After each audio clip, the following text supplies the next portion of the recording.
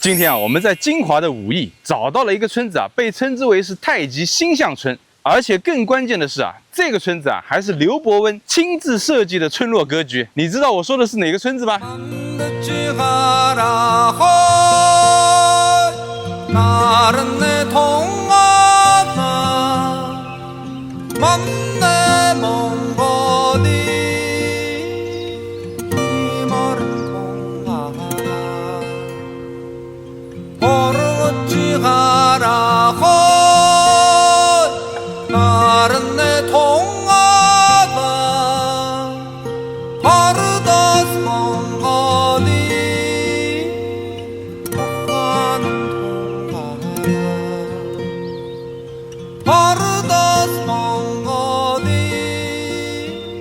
这里呢，就是位于金华市武义县的榆园古村。这个村子啊，最早的名字啊叫朱岩村。后来到了南宋时候啊，杭州人于德在护送松阳知县上任的途中啊，看见这个地方风水特别的好，于是就决定啊定居于此。到了明朝的洪武年间啊，这个村子啊也算是多灾多难，又是发洪水，又是发瘟疫的。然后这个于德的后人啊，于来就邀请他的好朋友刘伯温，根据这个太极星象学啊，重新规划了这个村落的布局。后来慢慢的，这个村子啊就变得非常的太平啊，没有什么灾难了。说起这个于来跟刘伯温的关系啊，他们算是一个同窗好友。早在元朝的时候啊，他们就一起啊在楚州的石门洞书院一起读过书的。后来到了元末的时候啊，刘伯温啊在楚州辅佐这个石抹遗孙抵抗这个叛军的时候啊，这个于来还率乡民啊一起帮助他们。后来呢，这个刘伯温就推荐这个于来啊去当官呢，他死活不同意啊，享受他的耕读生活了。所以他们两者的关系啊是非常好的。于来邀请这个刘伯温啊来设计啊，那刘伯温啊是一点问题都没有。刘伯温呢怎么设计呢？就是通过这个溪流啊，当成这个太极里面阴阳的这个鱼线，然后在这个村子里面建起了28座这个堂屋，对应呢是这个28星宿。以前我们在渝北古村啊也说过这个28星宿啊，就是古人啊根据这个黄道面跟赤道面，把能看得到的这个恒星系啊定为28星宿，然后呢划成4个象，这4个象就是我们说的这个青龙、白虎、玄武跟朱雀，然后利用村中的8个主象啊，对应的是12个地支。这个地支什么意思呢？就是我们常说的这个12个时辰。所以说这个刘伯温啊是利用这个天象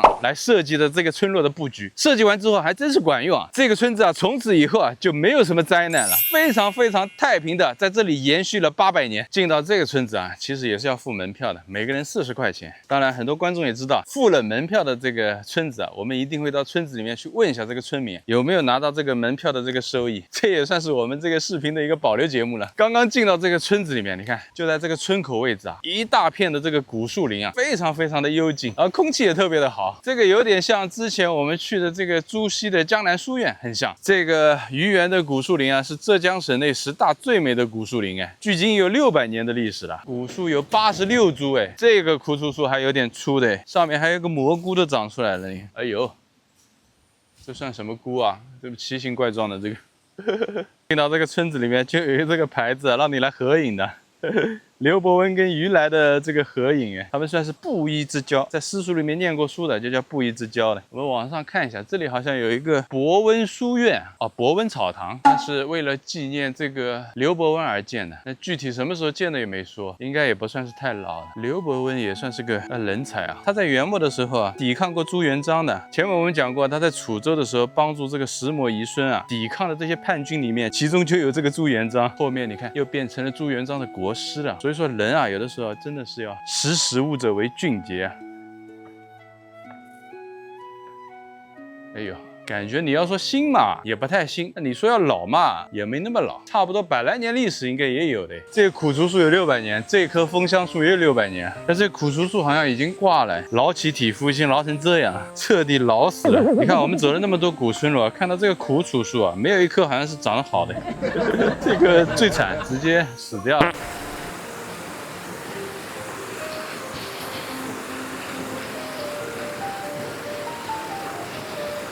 这个溪流跟我们上次去的这个郭洞村的这个宽度啊，有的一拼，感觉是可以游泳的。哎呦，它这个河里面怎么还有锦鲤的呀？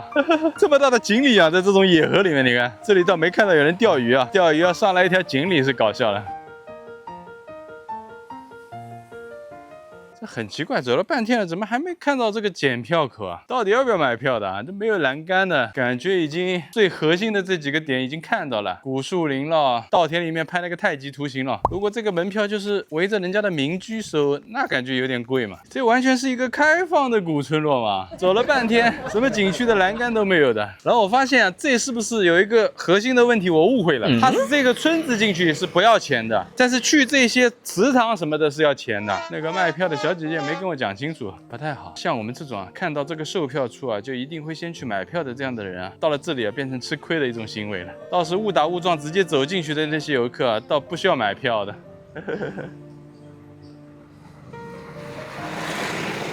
买的这个门票是派这个作用的，是进到人家的这个祠堂里面才需要这个门票的。大叔啊，对，进到这个村子是不需要门票的，对吧？入场走不了。哎呦，那我觉得买票的这个姐姐跟我们讲一下。那你进来吧，肯定要看这些。但我得有这个知情权嘛，你跟我说一下，祠堂里要钱的，进到这个村子不要钱的，这个是作为卖票的人景点应该要讲的，对吧？你要问的。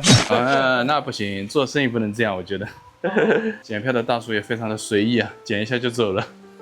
阿狗，你们收了门票在里面好像很悠哉嘛，吃香的喝辣的，才11点钟你就开始午睡上了，太有意思了吧？来了2个游客就直接进来了，也没有检票，所以这个门票的整个的规则有一定的问题。有些东西啊，规则制定了，你就要按照规则走，不然的话，那些踏踏实实的按照规矩走的那些人啊，反而就变吃了亏了。哎呀，算了，也不说什么了，也就40块钱每个人。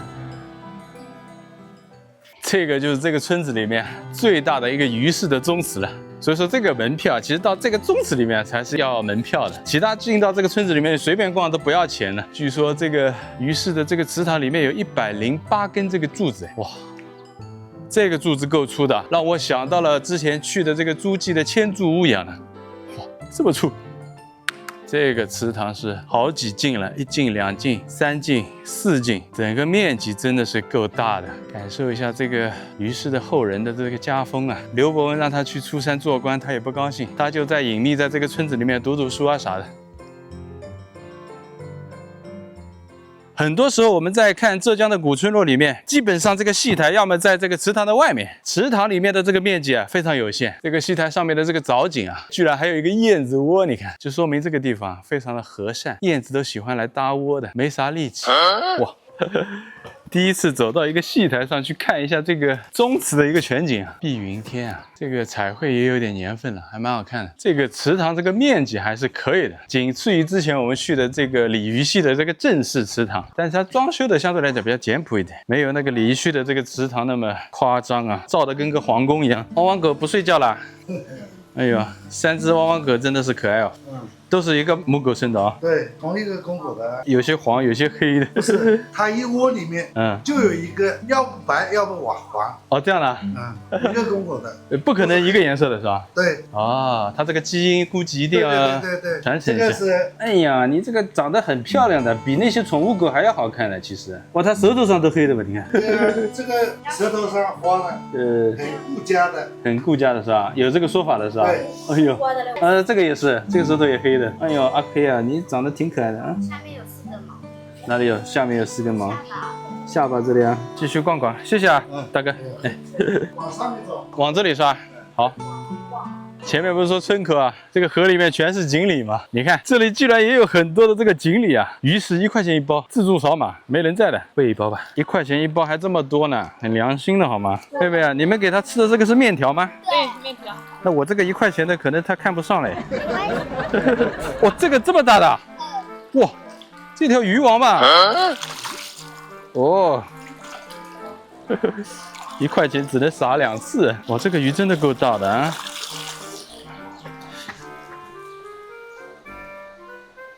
感觉跟鲤鱼溪的这个鱼差不多，都吃的这么的肥硕的。我感觉其他几个景点也都不需要门票的嘛，就这40块钱的门票，其实就逛了一个鱼市的祠堂。哎，这个村子里面的这么一个小卖部啊，感觉是80、90年代的这样的一个供销社的这样的一个设计。大叔在这里睡午觉，我们就不打扰了。我说这个村子的这个溪流啊，跟鲤鱼溪的这个河啊，非常的像。不过啊，这个村子里面它不是那个鲤鱼，它是锦鲤。然后你看溪边上的这个老房子啊，零零散散的散落在这个个村子里面。但是新的民居啊也非常的多，跟这些老房子啊是交错在一起。所以说这样的一个场景啊，让我想起了安徽的这个许村也是这样的。但是那个许村它的国保单位是非常多的。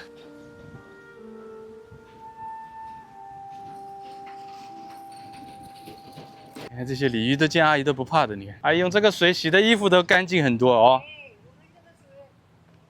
山泉水洗的衣服都发甜的，远处还有一些鸭子在那个水里玩啊。这个动物跟人之间啊非常和谐的生活在这里。走到里面啊，这里的这些老房子啊就开始映入你的眼帘了。这个鹅卵石铺的这个路，这就是村子里面的28个这个堂屋所在地，对应的天上的这个28星宿。你看呀，这种房子走进去全部是这个弄堂，很深很深的，走进去看看这。哇！走到里面一下子就很阴凉哎，你看以前的这个冬瓜梁这么粗，都是山上的好木头。哎呦，阿狗，你突然之间出现的让我有点措手不及啊！我可以来参观一下吗？可以吗？可以的是吧？哎呦，这个叫万春堂，你看这个房梁太夸张了吧！然后现在这个房子居然只是放材而用，你看上面这个雕花，我的天哪，太精美了吧！只留一只阿狗在这里看家。你蛮客气的啊，我们出来玩你也不叫啊，也不咬我们啊，可惜啊，这么好的房子只能放财。这个村子里面的这景观确实还不错的，很漂亮。你看里面还有一个什么叫洞主庙的，我们进去看看。就光说这个村落的景观而已啊，是对得起这40块钱门票的。一个小瀑布，一个村里面的一个家庙，安安静静的藏在这个村子里面最角落的一个地方。这个场景非常漂亮啊。心中有着一条河，岸天上有一群人。这个建筑啊，是除了这个于氏宗祠啊最有名的一个建筑了。这个叫洞主庙。那什么是洞主庙呢？洞主又是谁呢？是以前这个都江堰治水的这个川主二郎啊，叫李冰。然后当时啊，这个洞主庙最早是建于这个南宋时期的，后来在清朝的时候重新修建过的。所以当时不是说这个村子里面洪水泛滥嘛，所以说这个村子里面建了一个这个洞主庙来供奉这个李冰。另外说这个洞主庙里面还供奉了这个沉香。沉香是谁呢？沉香就是这个二郎神的这个外甥，他是就是那个劈山救母啊这个传说的这个主角，所以他供奉这个沉香的目的啊是推崇这个孝道。走，我们进到里面去看看。这个场景啊也是网上很多的年轻朋友喜欢打卡来到这个地方最出名的一个场景。这个梦字啊就是很有代表性的。大叔要门票吗？哎呀，买了这个门票没地方用了。这个就是村子里面的这个洞主庙了，很安静啊。你看大叔都在这里睡觉。大哥这里没蚊子的啊？没有蚊子。哎呦，你这带的电风扇在这里又凉快又那个。对，这里面本来也凉快。这个佛像我们就不拍了啊，这个视频里面是不太好展现的，我们就逛逛这个建筑就好了。清幽阁，你看这个洞主庙里面还有几间这个闲置的空房间呢。这个小天井不错啊，一束光，长方形的，正好洒到下面。这个长方形的光跟下面的这个长条桌正好形成了一样的一个几何，设计的有点巧妙啊。不知道是先有这个天井还是先有这个桌。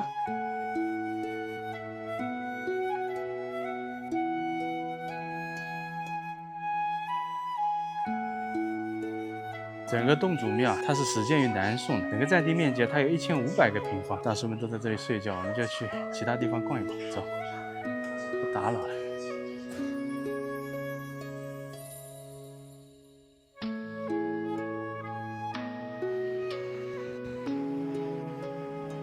我们现在稀里糊涂的走到这个村子边上的这个田里来，就是从无人机看上去啊，就是这个太极图的这个形状的这个田。你看前面那2棵树啊，就是这个太极里面的这个阴阳眼。走不过嘞。